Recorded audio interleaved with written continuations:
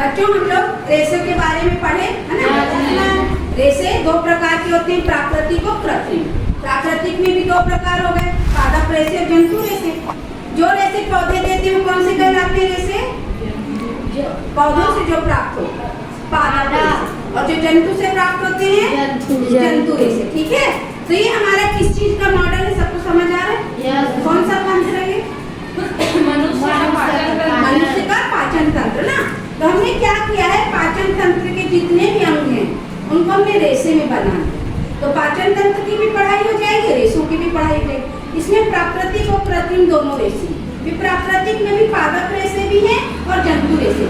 ये सबसे पहले आप लोग ये दिख रहा है, क्या दिख रहा है? रुई है ना, रुई का बना दिख रहा है ना, कॉटन है।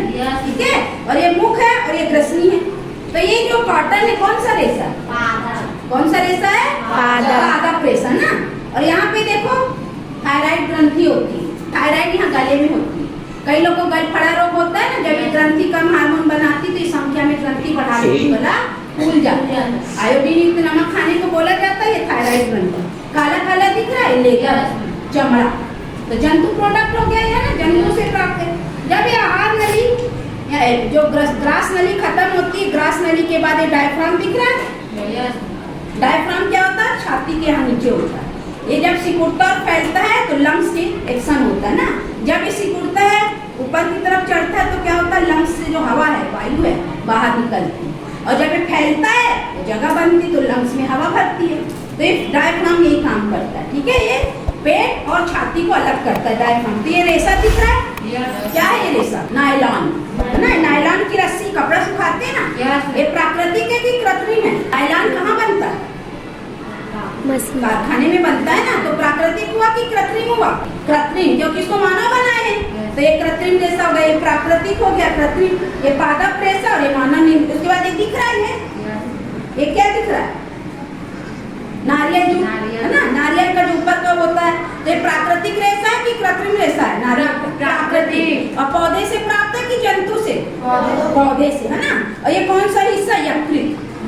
जब पाचन तंत्र पढ़े थे तो यकृत, यहाँ से भी बहुत सारे एंजाइम निकलती है। ये लाल लाल दिख रहा है, ये लाल रेशम है ना, अच्छा वाला रेशम।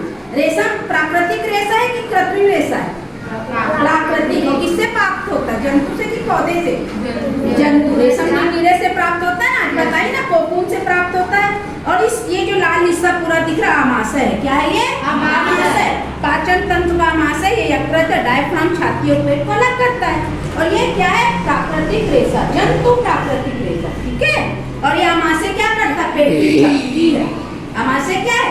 चक्की है। यहाँ सारा जो भी हम खाते हैं क्या होता है? पीस जाता है, लुगदी बनती है और सारे एंजाइम यहाँ के मिलते हैं। यहाँ से मुंह से लार निकलती है, यहाँ से ये ना, ये यकृत का भी एंजाइम इसमें जाता है।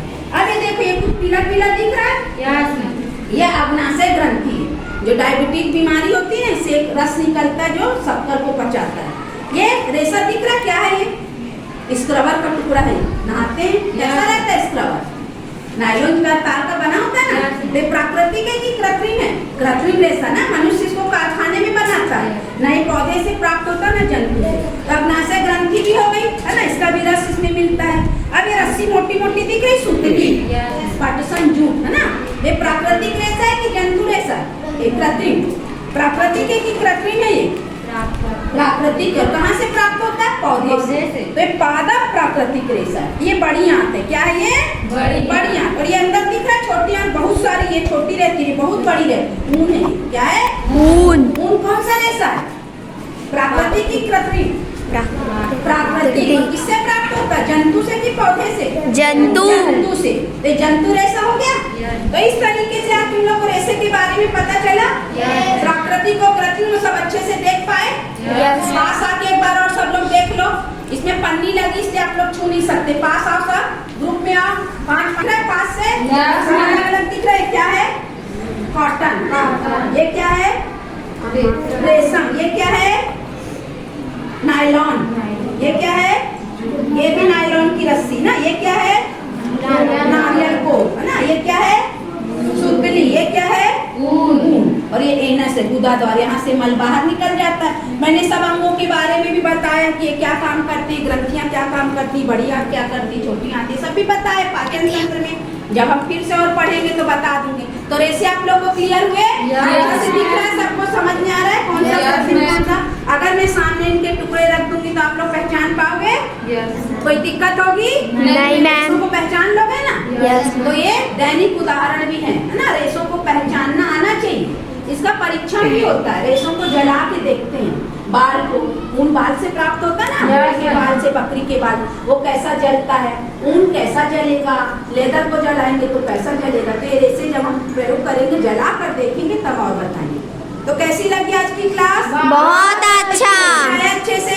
Yes ma'am. आप लोग भी ऐसे रेसों से फाइल बना सकते हो। रेसों का कॉन्सेप्ट